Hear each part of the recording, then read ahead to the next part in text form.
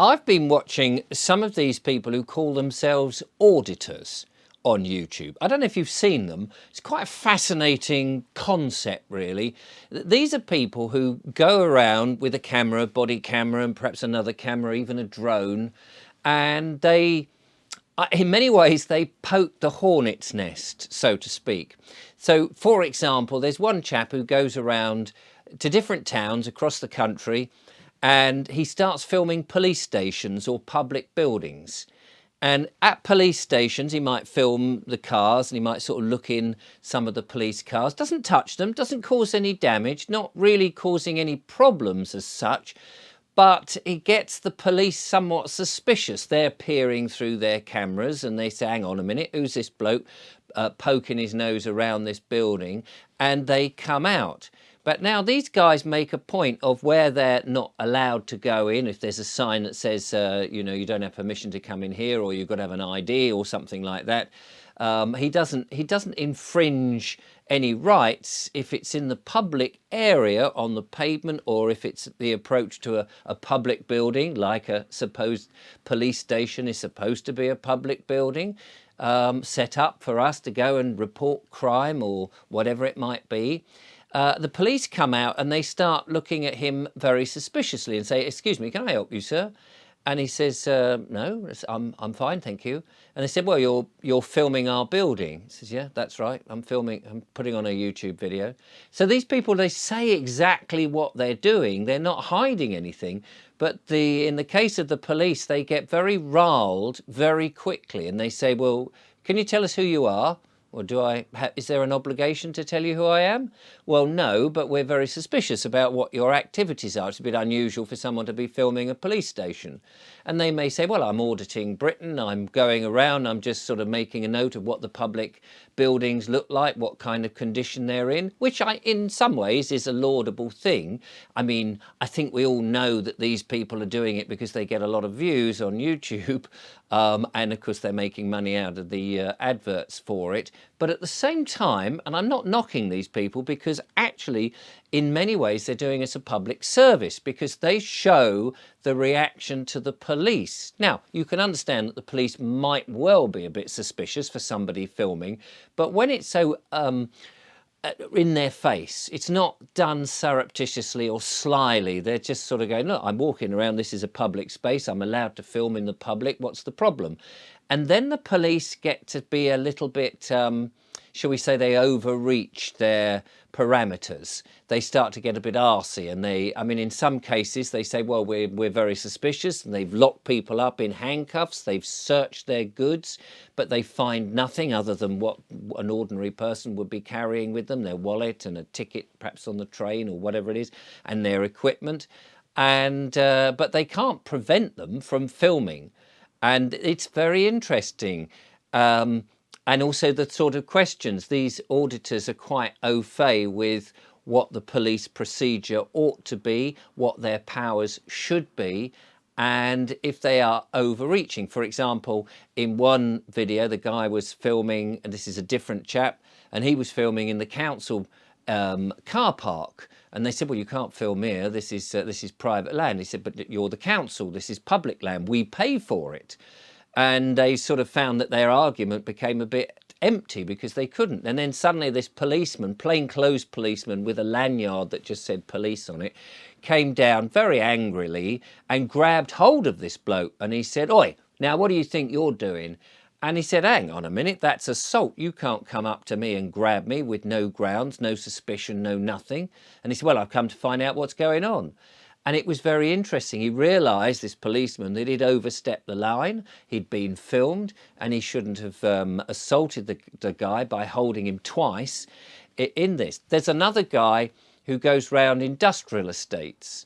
And I'll leave a couple of the links to these channels, just in case you want to watch them. It's fascinating. And there's a reason why I'm mentioning all of this, which I'll get to in a moment. But he goes and flies his drone over these industrial estates. And many of these industrial big companies, they might be a big chemical company, they might even be an MOD company that has a lease on something. And he's not saying they're doing anything wrong. He's not saying that there's anything malicious going on. He's just showing what goes on and views from above. And the people get very arsy because they say, but this is our private company, you can't film here. And he says, well, actually, the law says I can, as long as I do it from a public place. And he'll fly his drone and zoom in and various things and just see that the companies are being legitimate and doing things properly. They're not, carrying overly heavy things on forklift trucks, because that goes against the principle. He's looking to see if there's signage up to warn people, should there be PPE being worn at certain intervals and all of that. But people's attitude to, I suppose, them being filmed is very interesting. Another one I'll mention that I did watch, I got very fascinated by all of these, as you can tell, was another chap who was filming on the National Trust property. And there's a road that goes through the National Trust property. It's a public road. And he was standing there filming, and out comes a manager and says, oh, I'm sorry, you can't film. You can't fly your drone over the National Trust property. And he says, oh, really? Why is that? Do you own the airspace? No, but it's our policy that you can't film here. We don't allow it. And he said, but this is a public road and I'm flying a drone at 400 feet. What jurisdiction do you have? And he said, well, there could be vulnerable children or adults there that don't want to be recognised, and they've come and they've paid to be on a private area and they don't want to be recognised. And he said, but I'm at 400 feet. Even at 100 feet, you couldn't recognise anyone. At 400 feet, you're not going to recognise anyone. I'm just seeing trees and lakes and the buildings. That's all it is. Well, our policy says you shouldn't do it. And he says, well, your policy might, but that's not my policy. And why should that invade me? I'm going about my normal lawful business. There's no law to stop me from doing this. Now, again, you know that he is effectively poking the hornet's nest, as I said, in a way, but the hornets really, it's their attitude to it. They could go, look, if everybody did this, there'd be too many drones, which would be a point, of course. But because it's just an isolated case, they could turn around and just say, all right, if you don't mind just doing it very quickly, and then, we won't draw any attention to it. Not that they've any power to stop him, but I just find it's very interesting. These big companies, and the police being a company as well, they all think that they've got these extra special powers to privacy. And the point really, there's 2 points that I want to make. We are surrounded by surveillance television, by cameras all over the place. No matter where we go, we're being filmed. When the boot is on the other leg, as it were, and we start to film them, those who observe us, they don't like it at all. And secondly, it's interesting when you start to watch these videos, particularly with the police, to realise that their powers that they often claim that they've got are not as stringent or not as authoritative as you might think. So they can't ask your name. They can ask, but you don't have to give it to them. You're not obliged to answer any of their questions. You can ask your questions, and there's certain things that they must answer, like to be shown the warrant card and their name and their number on their lapels, what station they're coming from. They don't like that because you can get the information from them because they're wearing a uniform of what is perceived to be a public service, but they can't get that information from you. And then they have to sort of try and cajole that information from you by saying, well, we're the police and we have this authority and we have this power, when actually they only have the power over criminal matters and not civil matters. The only thing they've got really is whether there is a breach of the peace. And if there's a breach of the peace, then it becomes under their remit. But if you're asking them questions, you're filming their buildings, which they don't like, they actually are fairly impotent and don't have any real powers to prevent it.